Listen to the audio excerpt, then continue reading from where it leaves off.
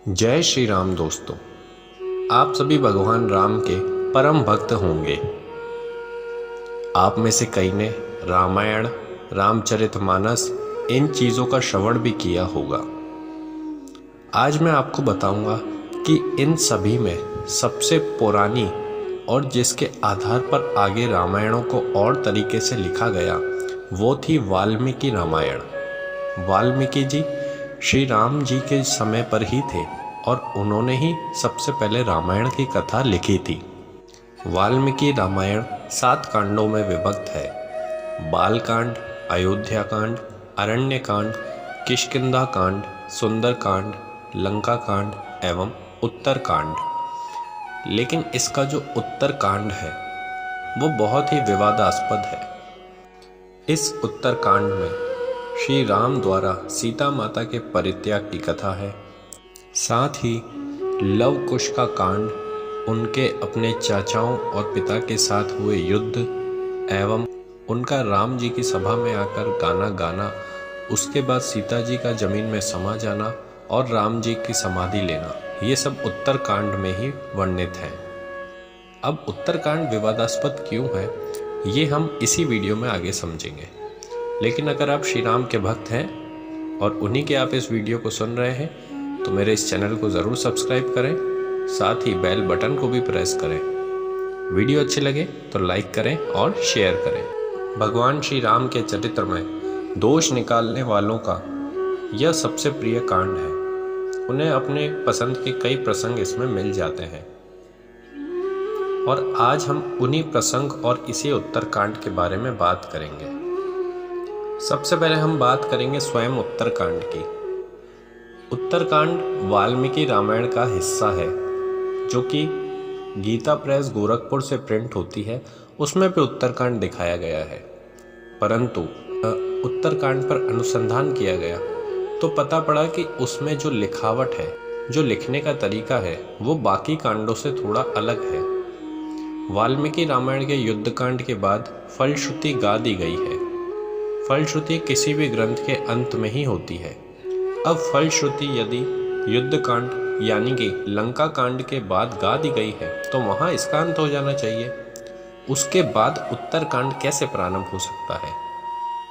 इसी के साथ आपको एक और बात बताएं। रामानंद सागर जी की बहुत ही फेमस और अब तक की सबसे प्रचलित रामायण, उसमें भी रामानंद सागर जी ने जब श्री राम जी माता सीता को लेकर अयोध्या लौटते हैं वहीं पर उन्होंने रामायण का अंत दिखाया है। लेकिन उन्होंने खुद ने उसके बाद बोला कि लोगों की भारी डिमांड के कारण उन्होंने उत्तरकांड पर आगे रामायण बनाई, वरना वो स्वयं कहकर गए हैं कि उत्तरकांड का कोई उनके पास सबूत नहीं है। युद्धकांड यानी कि लंका कांड के अंत में बताया गया है कि श्री राम ने बिना किसी बीमारी या दुख के हजारों सालों तक शासन किया। उस समय कोई चोर डाकू नहीं थे, कोई रोग शोक नहीं था, कोई व्यक्ति किसी भी चीज़ की कमी महसूस नहीं करता था। लेकिन उत्तरकांड में एक कहानी आती है जिसमें एक ब्राह्मण का इकलौता पुत्र मर जाता है। वह रोता हुआ श्री राम के पास आता है और कहता है कि आज तक कोई पाप नहीं किया उसने, लेकिन इस राज्य में किसी शूद्र के तपस्या करने के कारण उसका ब्राह्मण का पुत्र मारा गया है। तो श्री राम अपने विमान पर चढ़कर उस शूद्र को ढूंढते हैं कि भाई कौन शूद्र है जो कि ब्राह्मणों का काम कर रहा है। तो शंबूक नाम का एक शूद्र पेड़ से उल्टा लटक कर तपस्या कर रहा होता है। भगवान उससे पूछते हैं परिचय, तो वो बताता है कि वो जाति से शूद्र है। ये सुनते ही श्री राम तलवार से उसका सिर धड़ से अलग कर देते हैं। अब ये बात अगर हम सुनते हैं तो हमारा खुद का ही दिमाग में ये विचार आएगा कि क्या वास्तव में श्री राम ने ऐसा किया होगा। कितनी अजीब कहानी बनाई गई है। शूद्र के लिए तपस्या वर्जित होना भी सच नहीं लगता है, क्योंकि अगर उस समय एक शूद्र के तपस्या करने पर इतनी ही सख्त पाबंदी थी तो रामायण की ही रचना न हो पाती, क्योंकि वाल्मीकि जी भी एक शूद्र ही थे जो बाद में महर्षि और भगवान जैसे संबोधन से सुशोभित हुए। श्री राम जी पूरी रामायण में दिखाए अनुसार केवट, निषाद राज आदि हर एक व्यक्ति से इतना प्रेम व्यवहार करते थे शबरी को माता माता कहते हुए उनके बेर खाते थे और अपने छोटे भाई लक्ष्मण को भी खाने के लिए कहते थे, वो श्री राम इस तरह शंभू शूद्र की हत्या करेंगे, ये बिल्कुल भी उनके मुताबिक नहीं लगता है। इसीलिए ये उत्तरकांड में ये वाला जो हिस्सा है ये बिल्कुल भी पचाए नहीं पचता है। और बड़ी बात ये कि शंभू की ये कहानी युद्ध कांड में कही हुई इन बातों के विरुद्ध भी जाती है कि श्री राम के राज्य में किसी भी व्यक्ति की अपने पिता से पहले असामयिक मृत्यु नहीं हुई। फिर अचानक अंतिम यानी कि उत्तरकांड में उस ब्राह्मण का पुत्र कैसे पहले मर गया। सीता निर्वासन की कथा न केवल श्री राम पर आरोप लगाती है बल्कि अयोध्या की पूरी प्रजा पर भी आरोप लगाती है। उत्तरकांड की और गहराई में जाएं तो हमें एक और बात पता पड़ती है कि जब महाभारत के वन पर्व में ऋषि मार्कंडेय युधिष्ठिर को रामायण सुनाते हैं तो वे युद्ध कांड तक ही कहानी को सुनाते हैं। उसमें भी उत्तरकांड का कोई जिक्र नहीं होता है। भारत के सभी प्राचीन मंदिरों में, जिसमें विशेषकर अंकोर वाट मंदिर जो कि आज कंबोडिया में है, उसकी दीवार पर रामायण के सभी प्रसंगों के चित्र मिलते हैं, लेकिन उसमें भी उत्तरकांड का कोई निशान मौजूद नहीं है।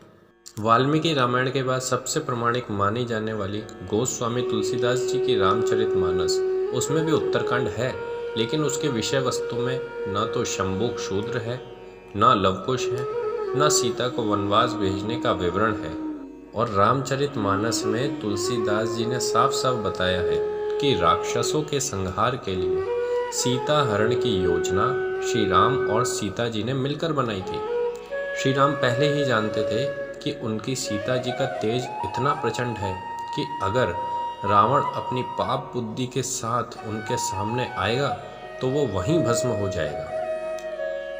इसका सबूत आप यहाँ से भी ले सकते हैं कि सीता माता का जब स्वयंवर हो रहा था तो जिस धनुष को उठाने के लिए प्रतियोगिता रखी गई थी वो रावण भी नहीं उठा पाया था और सीता माता बचपन में ही उस धनुष को उठाकर खिला करती थी। तो श्री राम जी जानते थे कि सीता जी के तेज के आगे रावण वहीं भस्म हो जाएगा।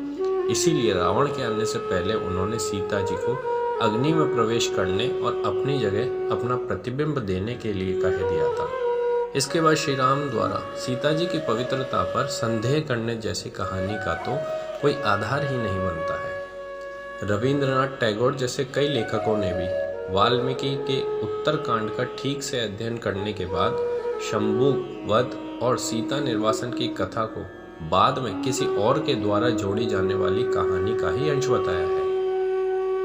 कुछ इतिहासकारों का यह भी कहना है कि श्री राम और सीता के पुत्रों लवकुश को वाल्मीकि आश्रम में पढ़ने के लिए भेजा गया था। जैसे श्री राम अपने गुरु वशिष्ठ जी और विश्वामित्र जी के पास पढ़ने गए थे, जो कि उस समय की एक नॉर्मल परंपरा थी।